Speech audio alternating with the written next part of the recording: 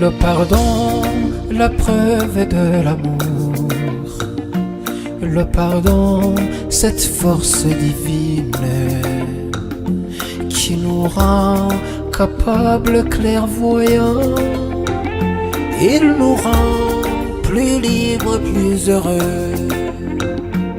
Il devient le chemin vers la paix.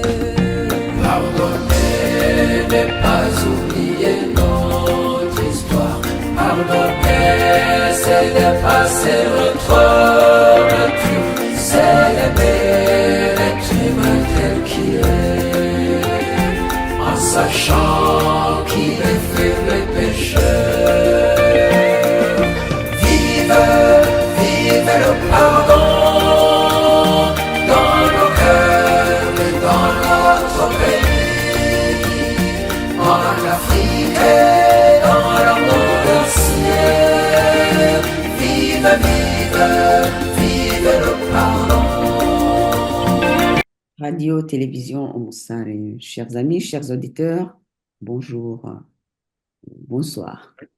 Vous êtes avec Chantal Montega dans les studios de la radio télévision Omusare et vous êtes également avec Capitaine Ashley Guemera qui va on va vous entretenir, on va commencer notre émission. Et Ashley Guemera, vous le connaissez depuis quelque temps. Et maintenant, il a trouvé du temps pour encore une fois nous parler. Euh, Vous allez l'écouter. Bonjour, Capitaine Ashley. Bienvenue dans les studios de la radio Moussale. Lokuta eyakana ascenseur, vérité eyena escalier pe commis. Bonjour mon capitaine. Je dis également bonjour et bonsoir à tous les auditeurs qui sont fans de notre émission dans les studios de la radio-télévision Moussale ou Nyonubi Yonde. Salut, une salutation, la main au cœur à tous les frères d'armes et compatriotes qui sont décidés à en découdre et à mettre fin à ce pouvoir illégal et inacceptable qui se vit dans Urugwiro, capitale Kigali du pays Rwanda. Bonsoir à tous.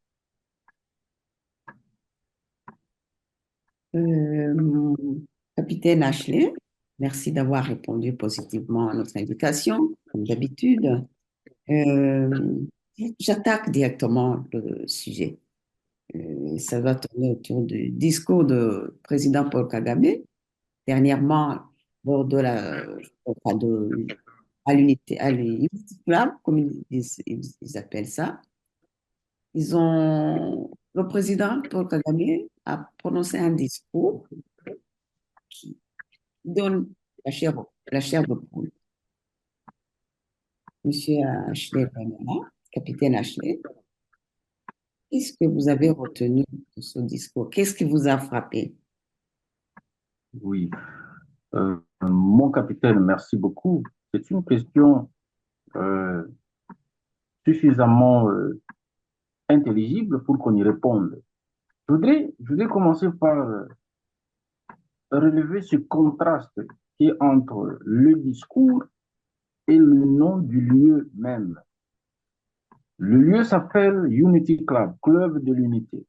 Mais le discours, c'est un discours de discorde, un discours de haine, un discours d'incitation au machiavélisme. Alors, ça me rappelle déjà un mot d'un certain Machiavel pour les dirigeants. Les dirigeants machiavéliques aiment beaucoup ce mot. C'est pourquoi on les appelle machiavéliques. Vaut mieux être craint que être aimé. Donc, plutôt que d'être aimé avec la possibilité d'être, je sais pas moi, désobéir, abrouer. Les dirigeants dictatoriaux d'un régime totalitaire, aussi totalitaire que celui de Kigali, ils préfèrent être craints. Alors, être craint passe par beaucoup de bavures et de balivernes physiques et, et je dirais même de bavures orales. Ça signifie que des gens se trouvent injuriés, rabaissés, humiliés. D'autres se trouvent dans les géoles. D'autres trouvent pratiquement parti de la terre sans savoir comment et pourquoi, juste pour un petit grain de sable. Voilà, donc pour revenir au discours haineux, au Ouais. discours vide de sens, au discours vide de patriotisme de la part du général Paul Kagame, personnellement, je ne vois pas en quoi ça construit une nation. Mais on le sait, on le sait qu'il y a quelque chose qui se prépare. Les gens ont le vent en poupe. Nous savons que depuis belle lurette, les gens sont complètement fatigués du pouvoir qui se vit à Kigali, qui est une menace, qui met mal à l'aise toute la région, la sous-région des Grands Lacs. Eh bien, il n'a qu'à s'attendre euh, à quelque chose de tout à fait inattendu, eh bien, qui ne sera pas tellement gentil par rapport à son pouvoir dictatorial. Mon Mais capitaine. sans vous couper la parole, euh, pourquoi justement dans cette situation? Pourquoi ils se sont obligés de prononcer un tel discours haineux? Pourquoi? Quel est le motif? Qu'est-ce qui habite dans son âme qui le pousse à être aussi vulgaire, je dirais, Oui. méchant, vulgaire? Oui. Aujourd'hui, le général Paul Kagame, ancien chef de guerre, jadis le chouchou des Occidentaux, chouchou des Anglo-Saxons, il vous rappellera que cet homme a été formé à la va-vite dans un État des États-Unis. Je pense que c'est le Kansas, si ce n'est pas l'Arkansas. Il reviendra vite après la mort de son parrain, de son mentor, pour prendre les choses en main, avec comme mission grave d'être installé à la tête du Rwanda à tout prix dans un contexte de bain de sang que lui-même a occasionné. Bon, ses mentors lui ont promis de couvrir toutes ces bêtises, mais on ne peut pas mentir tout le monde et tout le temps. Ça finit par sortir. L'homme sera installé dans un contexte de bain de sang à la tête du Rwanda, avec comme mission grave, je reprends, d'avoir la même mise sur les richesses naturelles du sol et du sous-sol congolais. OK, Est-ce que, ouais, ok, vous allez dire quelque chose? oui, OK, il a mis la main à la pâte, il a servi ses mentors, ceux qu'il voulait, mais vous constatez bien avec moi qu'aujourd'hui, c'est un homme qui est étouffé dans l'œuf. Aujourd'hui, c'est un homme qui semble même manquer de l'oxygène pour respirer librement, comme tout le monde. Voilà, voilà. Pourquoi? Ouais. Pourquoi justement il manque d'oxygène?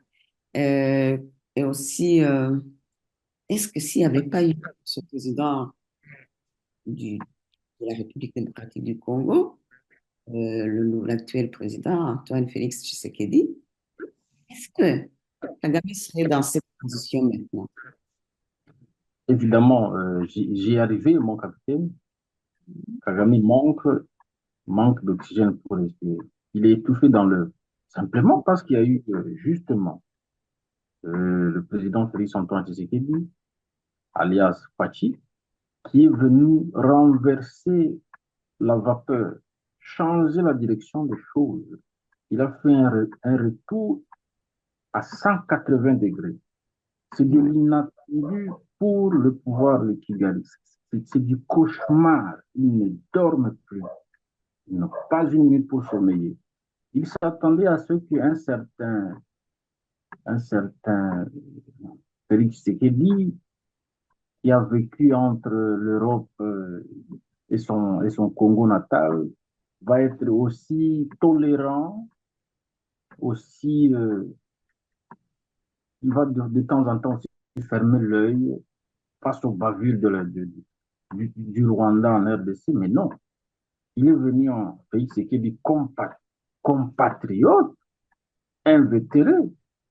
Il est venu en un président qui semble être doublement vertébré. En tout cas, il assume et incarne cette nation que le peuple lui a confiée à travers les élections libres et démocratiques. Alors, ouais, il s'est allé pour voir de ses propres yeux, permettez ce pléonasme, voir de ses propres... Qu'est-ce qui se trame à l'Est? Pourquoi n'y a-t-il pas de paix à l'Est depuis bientôt 3 décennies? Et si la guerre nous venait de notre voisin ou de nos voisins? Et si les choses se faisaient de façon directe, paisible, légale, de façon commode et acceptable, orthodoxe, catholique, avec tous les mots idoines possibles, eh bien, il est allé certainement à découvrir que, bon, voilà, cette guerre qui, qui, qui, que subit l'Est du Congo, c'est parce qu'il y a quelqu'un qui a une idée derrière la tête de s'enrichir sur le dos, sur les vies des Congolais, en utilisant comme main voleuse le pouvoir de Kigali. ouais, Alors, c'est qu'il essaie de décider de renverser les choses. Certainement, il est dans le contexte où il est allé rencontrer cette personne qui veut tirer profit des minéraux du Congo, afin qu'il passe d'égal à égal, afin qu'il se fasse des deals gagnant-gagnant.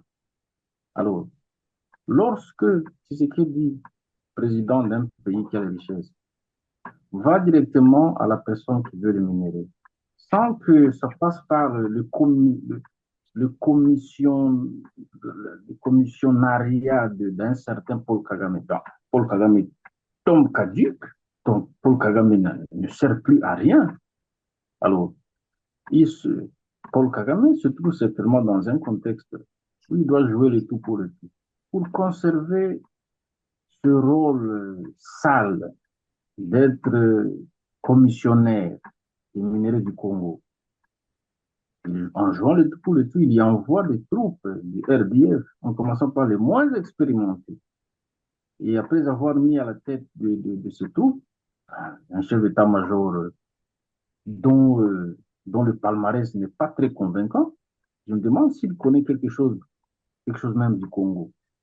Alors, c'est comme ça que nos frères, je les appelle nos frères parce que ce sont nos frères rwandais, rwandais comme moi, ils sont en train de périr comme des mouches. Je le dis avec pincement au cœur parce que ce sont mes frères.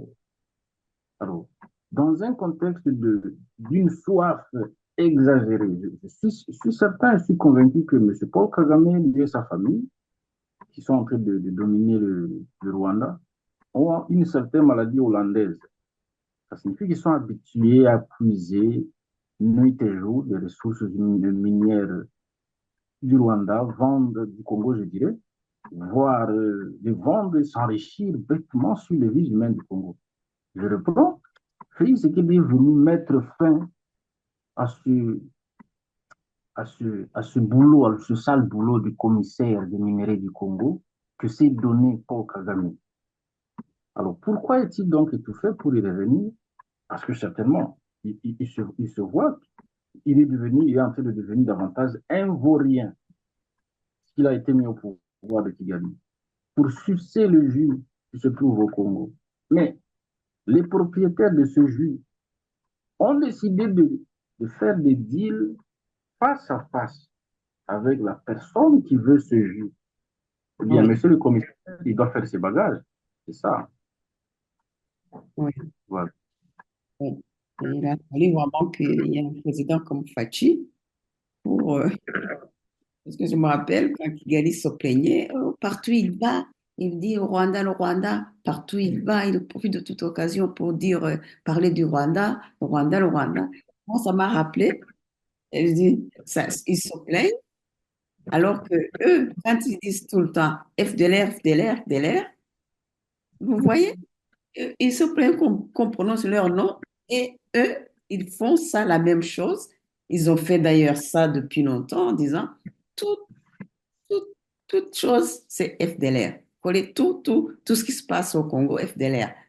Ils justifient leur invasion au Congo par FDLR. Ils vont attaquer le Congo, ils vont au Congo pour chasser les FDLR. Parce qu'on va défendre, on va attaquer un autre pays, on va chercher ses ennemis dans un autre pays en étant armé. Non, ça ne se fait pas.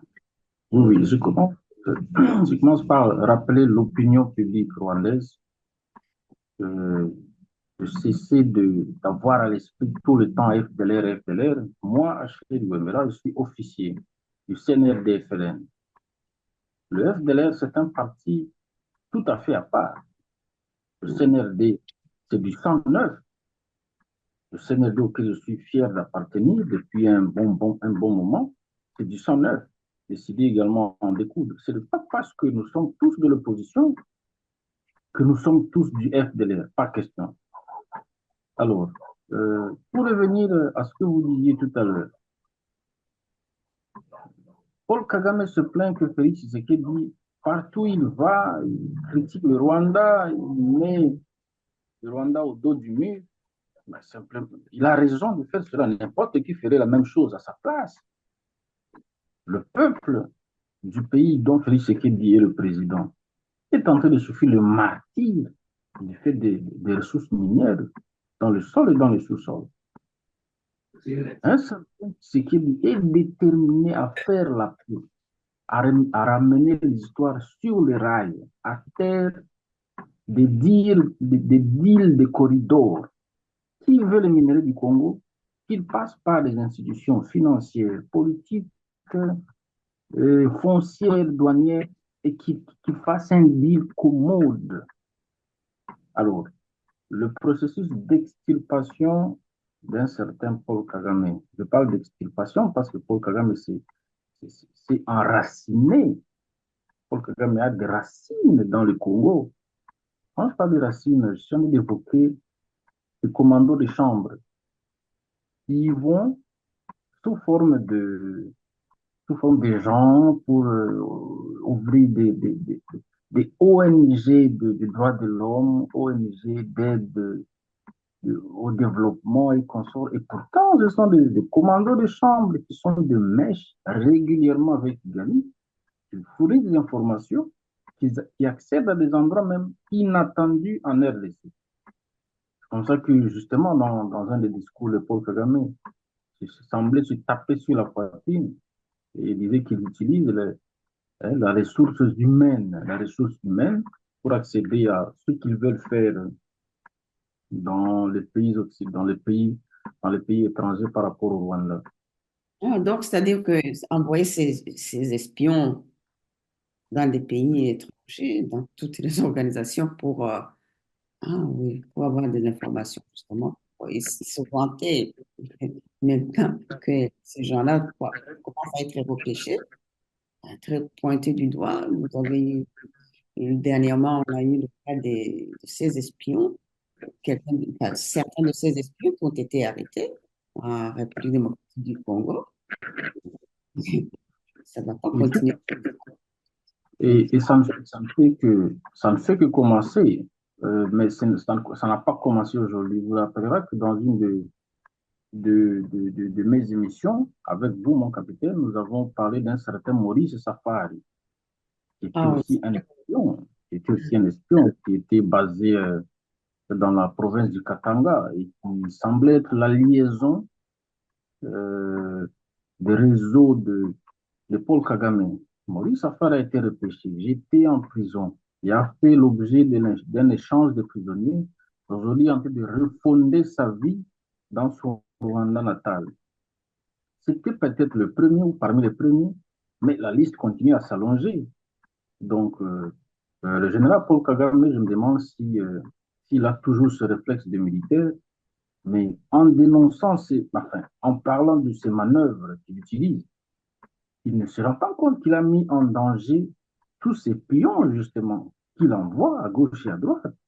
Eh bien, chaque pays limitrophe du Rwanda a ouvert l'œil et le bon, en commençant par la RDC, qui est le pays le plus malheureux du fait du pouvoir de Kigali. Et donc, l'un après l'autre, de façon tout à fait à la barigoule, goutte à goutte, ils seront tous évincés, ils seront tous écartés plutôt. C'est pourquoi je parlais de l'extirpation du général Paul Kagame, l'extirpation parce qu'il s'est enraciné. Justement, ces pions qui sont à gauche et à droite, un peu partout dans les pays limitrophes du Rwanda, ce sont ces racines, ce sont des gens qui révèlent des informations et qui le font parvenir à Urugwiro. Eh bien, M. Paul Kagame a donné sa formule de réussite. Bon, son jeu va être déjoué, qu'il s'en prépare. Et donc, c'est ce qu'il dit, partout où il va, il dénonce l'ingérence de Paul Kagame dans la gestion ou dans la capitalisation des minerais du Congo, parce que Paul Kagame, il est rwandais, et Tshisekedi, c'est le président de la République démocratique du Congo, garant de la Constitution, protecteur de la souveraineté de chaque morceau du territoire congolais. Bon, je me demande de quoi Paul Kagame se mêle en disant que Tshisekedi le dénonce. N'importe quel président de la RDC ferait la même chose comme Tshisekedi. Je l'encourage à continuer sur la lancée, dénoncer le mal. Il faut que le mal parte, s'écarte, c'est tout. Alors, pour y revenir, donc, M. Paul Kagame est en train de perdre de la crédibilité sur le standard international, se force Oui, de maintenir la paix. On se demande à quoi ils servent. Entre parenthèses, récemment, on a parlé d'un soulèvement populaire au Mozambique. Je pense que vous l'avez suivi avec moi. Nous le savons très bien que Paul Kagame est de mèche depuis un certain temps avec M. Felipe Nyusi, président du Mozambique. Il y a des deals qui se font sur le sol mozambicain. Il y a des assassinats ciblés qui sont mis sur le dos des paisibles réfugiés. Alors, les réfugiés, à leur tour, ne dorment pas. Les réfugiés savent par quelle porte toquer et dire la vérité des choses telles que ça se passe. ouais, Nous sommes allés, enfin, des réfugiés rwandais au Mozambique sont allés trouver que c'est justement les sbires envoyés par Kigali qui sont en train de sévir systématiquement avec des budgets colossaux l'image des réfugiés rwandais se trouvant sur le sol mozambicain. Bref, un certain Paul Kagame n'opère pas qu'au Congo. Au Congo, c'est comme un grenier où il était habitué à puiser des ressources pour aller utiliser, à se pavaner dans notre pays. mhm. Aujourd'hui, le Mozambique est en train de pointer du doigt Paul Kagame. Voilà comment monsieur est en train de se sentir étouffé dans l'œuf. Voilà. Oui, pour revenir justement au discours de Kagame multipolaire, là, euh, il a prononcé quand même ce discours, c'était contre l'opposition. Est-ce que vous avez perçu ça comme... En effet, il sait bien que, il sait bien que, comme par le passé, il disait qu'il avait envie de se défouler sur ces gens, ces mécréants, alors que c'est lui le mécréant. Alors, il a tué, d'accord, des milliers de gens, des millions de gens, mais tout le monde n'est pas mort. Nous ne sommes pas morts, nous respirons, nous parlons, nous prenons la parole. Et plus loin, nous nous organisons et sommes décidés à donner notre son de cloche au peuple rwandais qui a tant souffert sous le joug d'un monstrueux régime. Alors, lorsqu'il parle de l'opposition, c'est parce qu'il sait que l'opposition existe. L'opposition n'a pas été matée. L'opposition agit. L'opposition est en train de lui faire réfléchir, lui Mhm. faire manquer de sommeil, lui donner de la migraine. Je suis tenté de croire, non, pas tenté, mais ça se voit, ça se lit à travers ce discours haineux et vide de sens. Que Monsieur le Président du Rwanda aurait des soucis psychologiques, aurait perdu quelques boulons, serait en train de se battre pour retrouver les pédales. Il attendra longtemps. Alors, Il a quand puisqu'il a même parlé, fait la parole, il parlait peut-être du fait qu'il a, il a proféré des menaces contre Madame Victoire Ingabire. euh, cette dame, Madame Victoire Ingabire, dont il parle, c'est, c'est, elle a un caractère c'est parmi les personnes, elle est plus sacrée que Paul Kagame au Rwanda, cette dame, Victoire Ingabire.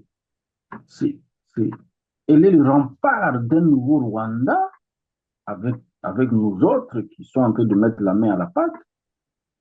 Elle est justement en train de respirer ce vent qui souffle depuis les années 90, le vent de la démocratisation des institutions partout en Afrique, pourquoi pas au monde.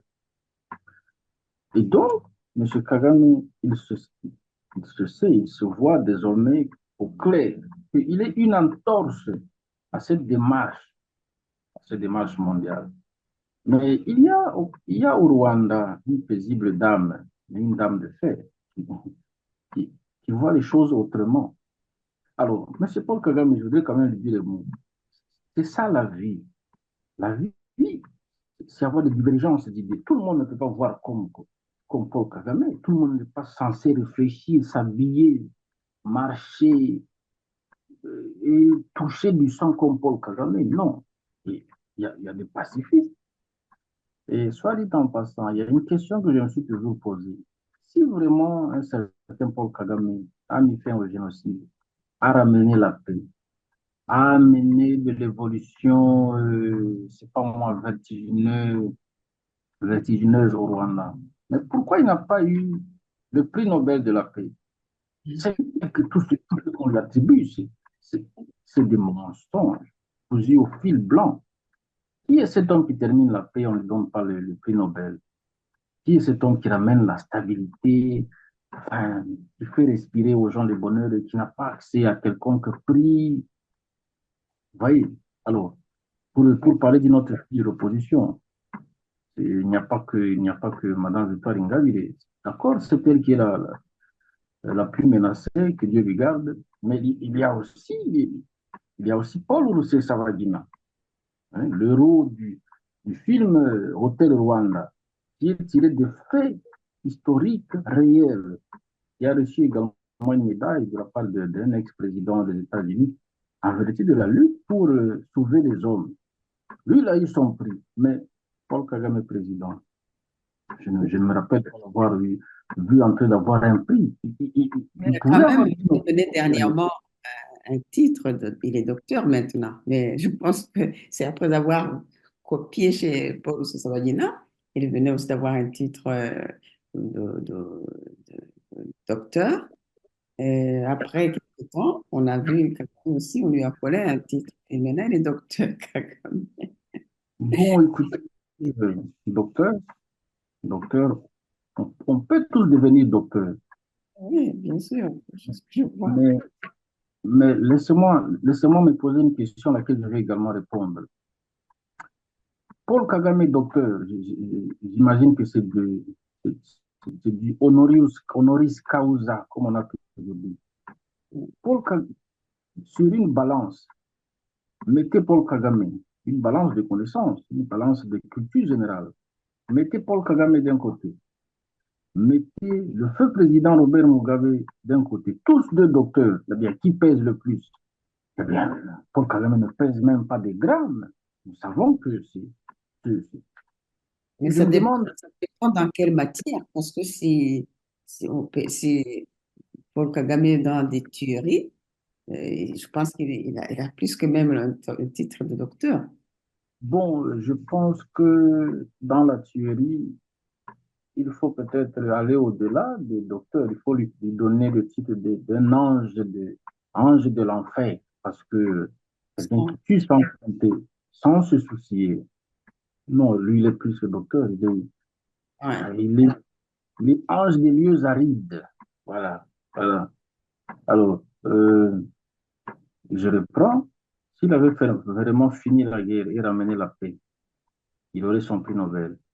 Mais tout présage, tout laisse à faire croire que c'était une pseudo-paix pour se faire valider par, d'abord de force par les Rwandais, qui sont emprisonnés au Rwanda, ensuite de se faire valider un tout petit peu et temporairement sur le standard international, afin d'être écouté et de justifier sa guerre sale à l'Est et sa poursuite des paisibles réfugiés qu'il préfère appeler les ex-génocidaires. Mais attendez, M. Paul Kagame, ces gens que vous appelez génocidaires, le génocide lui-même a eu lieu il y a 30 ans.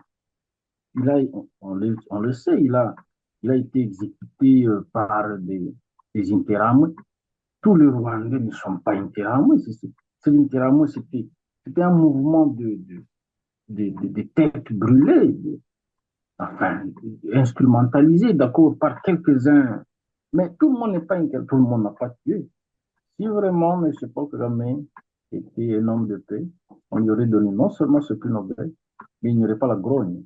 Alors, l'opposition, pour y revenir, l'opposition voit de plus en plus l'écart entre ce qui est et ce qui devait être.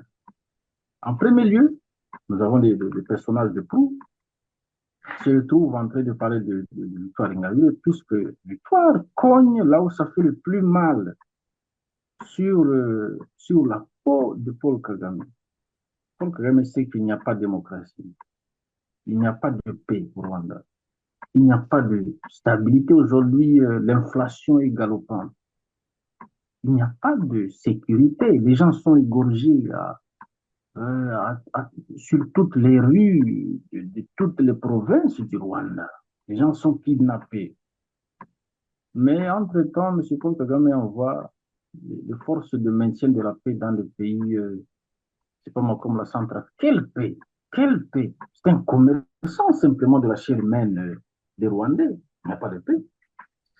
C'est un esclavagiste, ce Paul Kagame. Alors, vous voyez un esclavagiste avoir un prix Nobel de la paix. Ce n'est pas aujourd'hui, hein, et ce n'est pas de ce monde.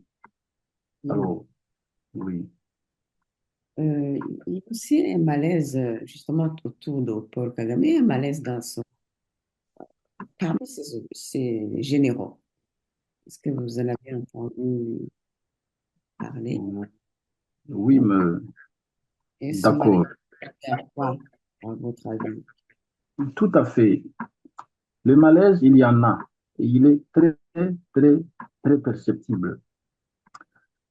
Vous avez évoqué les généraux. Mais ok, d'accord. Chaque général a son nom. Nous avons Nyamvumba, nous avons Ivingira, et j'en passe. Kazura et autres. Ces gens se sont privés de la vie normale des hommes sur Terre pour aider le général Paul Kagame à accéder au pouvoir. Plutôt que de les récompenser, plutôt que de diriger avec eux, plutôt de leur laisser savourer cette pseudo-libération du Rwanda, non, mais lui, il préfère les mettre à l'écart. Ce n'est pas tout. Il les force à partir à la retraite.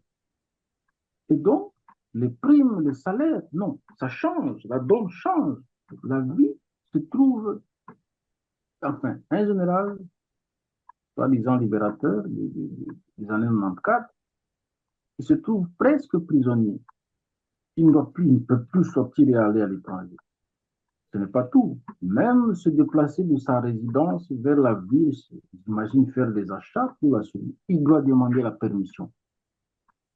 Alors, vous imaginez passer de général à presque prisonnier, au même titre que la population qui croupit sur les îles. Non, mais un général, ça ne se crée pas en un jour. Alors, ces généraux, au même titre que certaines personnalités civiles, sont mécontents.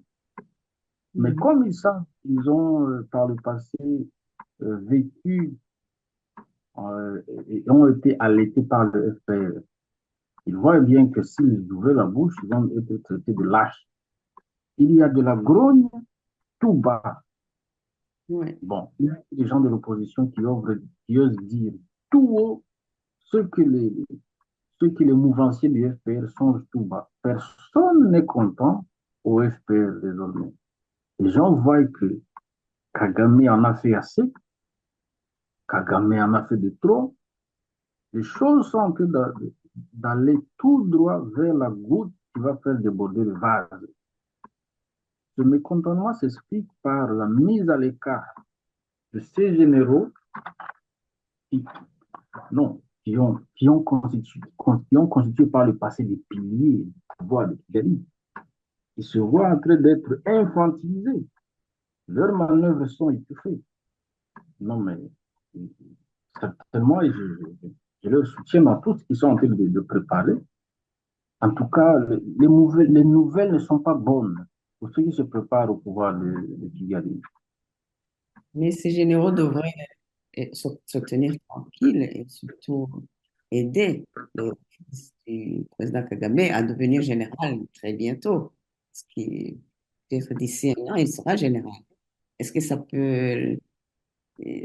peut créer aussi un malaise ou ça peut plutôt créer une sorte de fierté que un des généraux, un de nos, de nos, de nos gens, de notre promotion, de notre, je ne sais pas comment l'appeler, de notre clique, euh, et un enfant qui monte, qui émerge. Il doit être fantastique, ce garçon de Paul Kagame qui, dans très peu de temps, il, il devient major.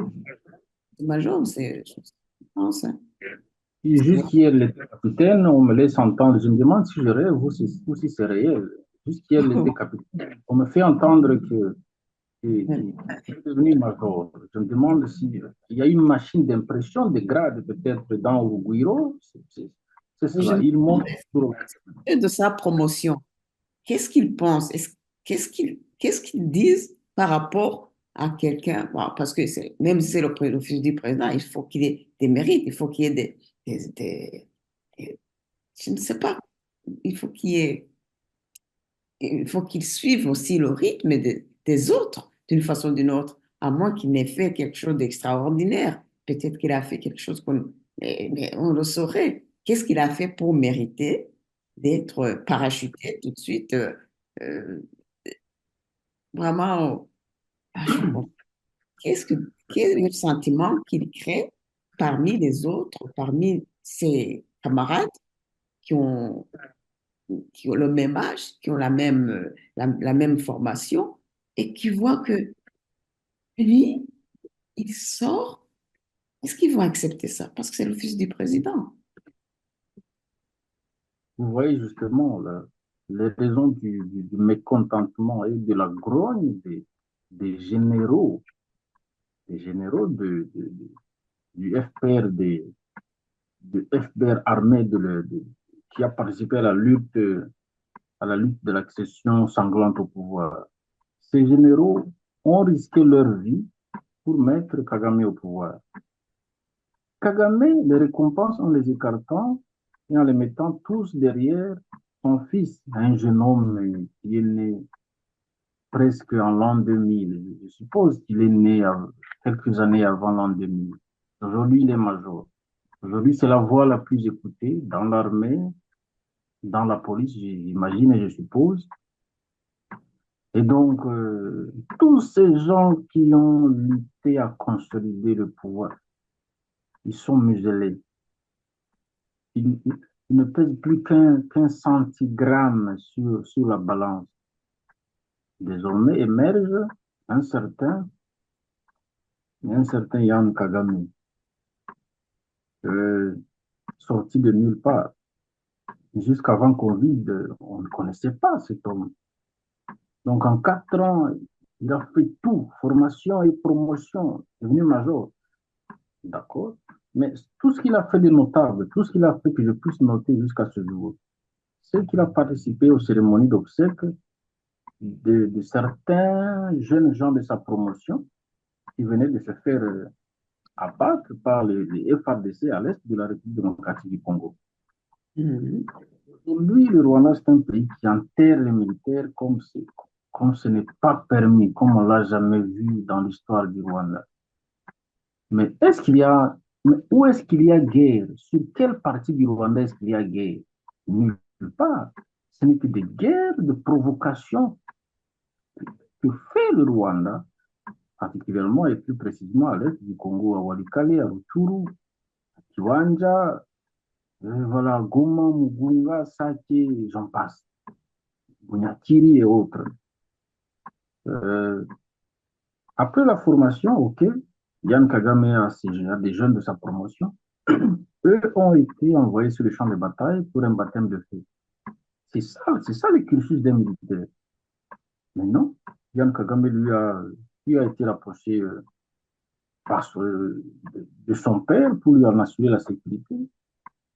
Donc, Yann Kagame ne sait pas à quoi ressemble le crépitement des balles sur le champ de bataille, mais il est quand même major. OK.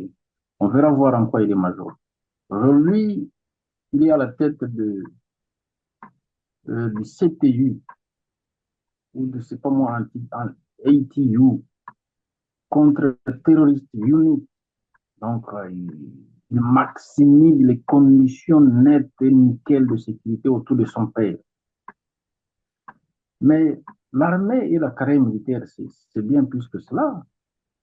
Avant qu'il y ait assaut sur Urugwiro, certaines provinces seront tombées, nord, sud, est, ouest. Le Rwanda n'est pas que Kigali, pas question.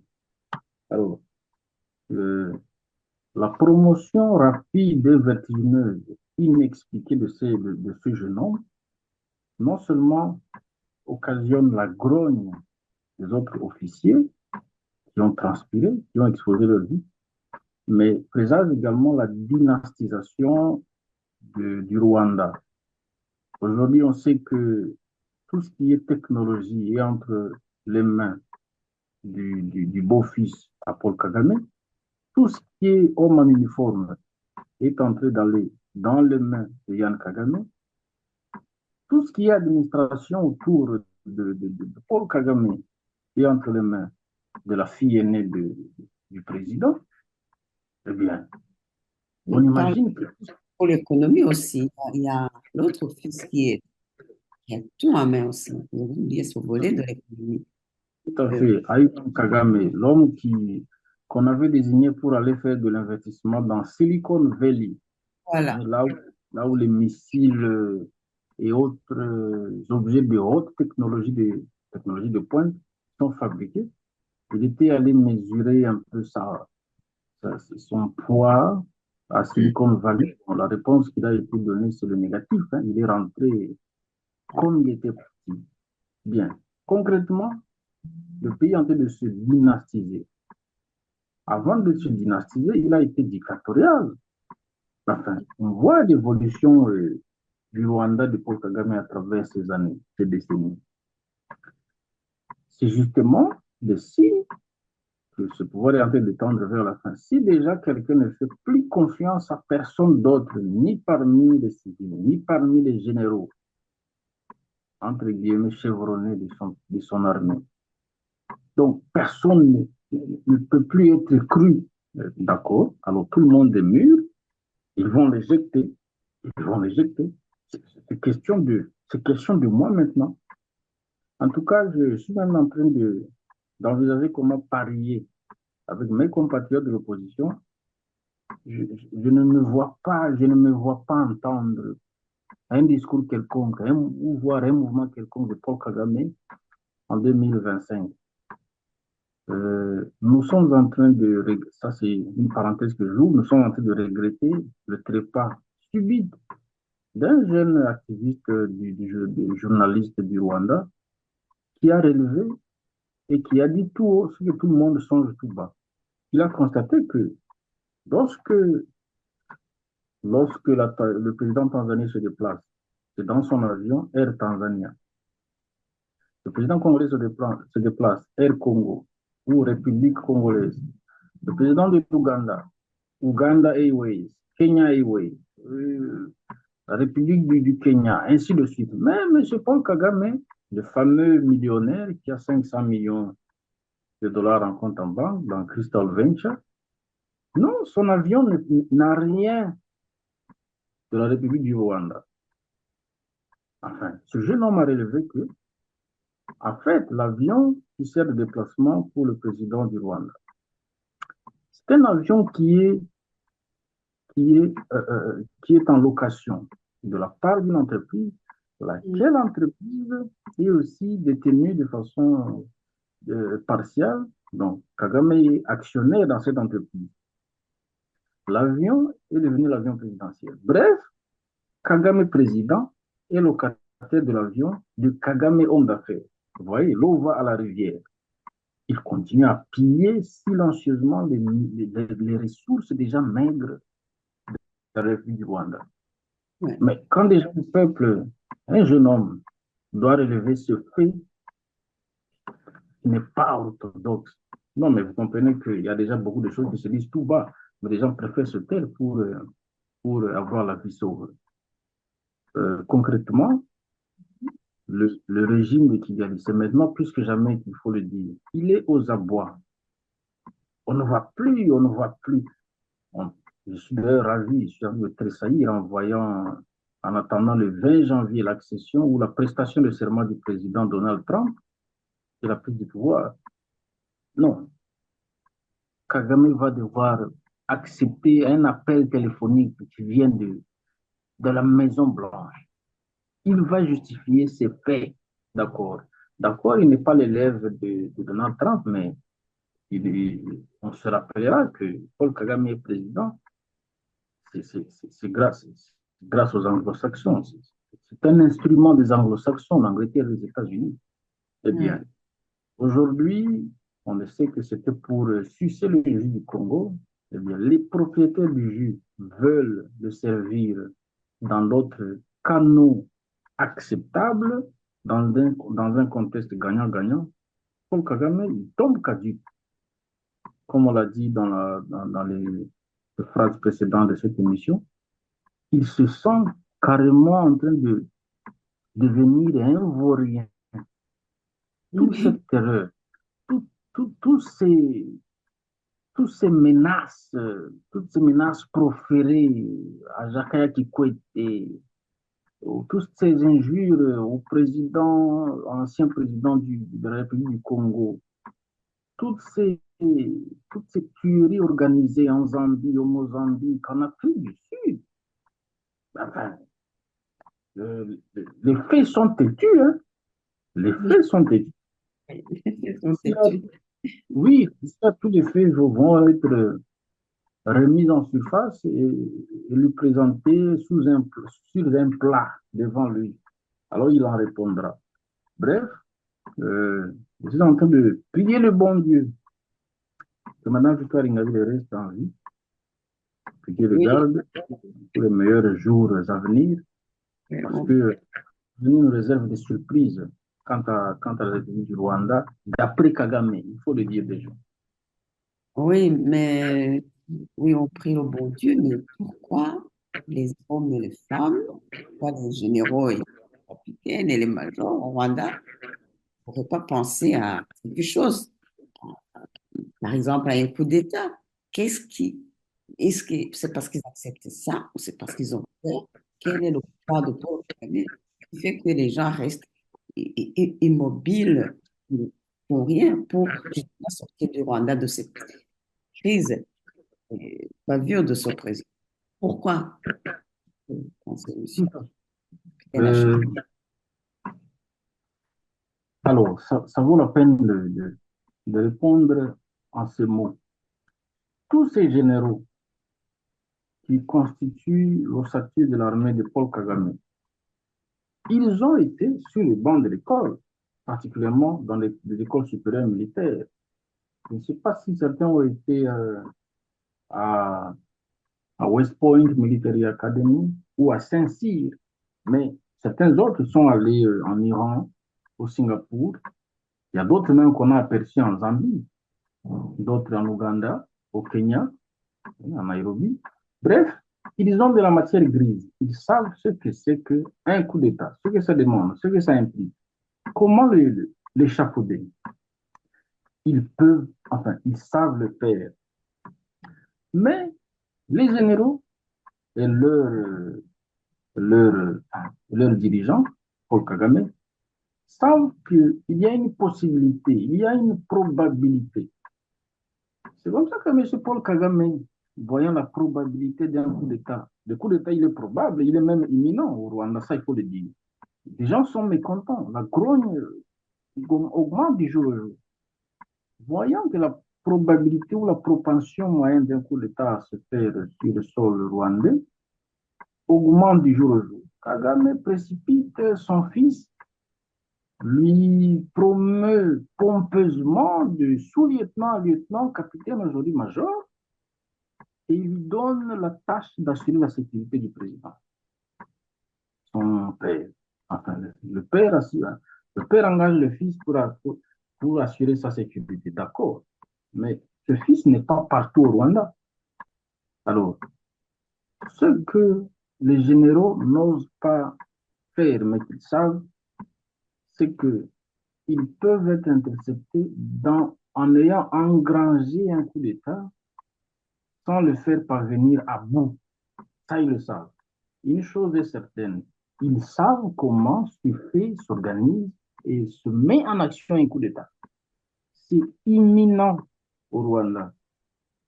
Mais qui croire, avec qui composer, avec qui le faire, le monter, l'étudier.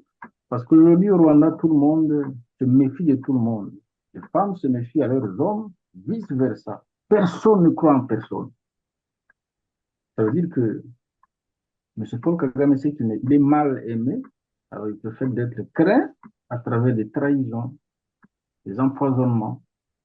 D'ailleurs, ça sera l'objet d'une de nos émissions prochaines. Aujourd'hui, on sait que le Rwanda en Afrique, Kigali en Afrique, c'est la capitale africaine, si pas mondiale, du poison. Ça, on le sait. Ce n'est pas une Oui, nouvelle, d'ailleurs, les hommes, d'actualité. les hommes empoisonnent, ou les enfants empoisonnent et au-dessus d'autres enfants. Ça, c'est vraiment du règne de Vous, Paul. vous Euh, imaginez. Approche la fin de notre émission et NHD, si vous voulez encore ajouter quelque chose, si vous voulez, c'est un sujet qui, enfin, un point que vous aimeriez communiquer, et à vous la parole. Oui, mon capitaine, comme je vous le disais tout à l'heure, euh, d'ailleurs, on a eu à le dire, le pouvoir de Kigali est en train d'être boulonné. Alors, pour reprendre le mot de son collègue, de son homologue d'en face, c'est ce qu'il a eu un jour à dire, nous allons déboulonner. D'aucuns a pensé qu'il va être question de déboulonner le Congolais têtu. Non. Mais dans un contexte africain, il s'agissait de déboulonner des pouvoirs tyranniques, des pouvoirs totalitaires. Le premier concerné par cette réalité, c'est Paul Kagame. Eh bien, lequel se présente comme étant un des joueurs de manœuvre de Paul Kagame. Et Paul Kagame est en train de tomber caduc. C'est Paul Kagame. On peut envisager même tourner la page et penser à l'après-Kagame. Parce que quelqu'un qui est déjà étouffé dans un œuf, la seule façon pour qu'il respire, c'est de casser cet œuf-là.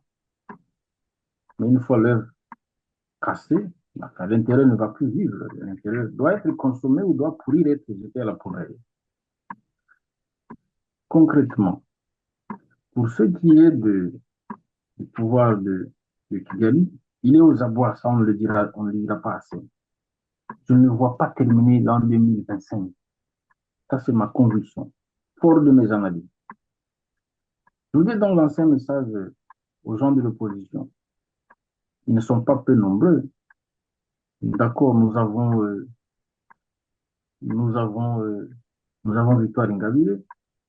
Nous avons également, OK, l'aile dont on parle, dont on nous attribue abusivement le FDLR. Nous sommes du CNRD-FLN. Nous le resterons. Il est temps de mettre la main à la pâte, d'arriver à s'entendre et se mettre autour d'une même table, trouver la formule pour résoudre l'équation complexe, je dirais même impropre, qui s'appelle M. Paul Kagame. 30 ans de règne sans partage, c'est amplement suffisant. Lui donner une année supplémentaire, pour moi, ça frise l'antipatriotisme par excellence. Chaque jour qui passe, moi personnellement, je m'assieds et réfléchis sur ce que je dois donner de moi-même, faire pour apporter ma pierre à l'édifice quant au redressement de notre chère patrie. C'est le seul pays que j'appelle chez moi, chez nous, le pays de mes parents, le pays de mes grands-parents. Soit dit en passant que chacun, que ce soit mon père ou mon grand-père, chacun, et puis un frère d'armes, et a lutté pour la paix et la souveraineté de ce pays. Je ne vois pas comment je pouvais rester en arrière. Et donc, chers compatriotes, en commençant par Inhuarane Zomori CNRD-FLN, restez forts, sereins et déterminés. Et quant aux autres, je dis les sympathisants, ceux qui auront notamment écouté cette émission, il est question désormais de mois et non plus d'années. Le CNRD-FLN pense jour et nuit sur par où taper une fois pour toutes dans le code du régime à Kigali, régime totalitaire et sanguinaire de Kigali. Nous préparons donc les jours meilleurs à venir. Mon capitaine. Merci beaucoup, capitaine Achille. CNRD-FLN, comme vous le dites, nous sommes déterminés. Chers amis, chers auditeurs, merci d'avoir été avec nous et à très bientôt. Vous étiez Merci. avec capitaine Ashley Omera et capitaine Montega dans les studios de la radio-télévision Moussale.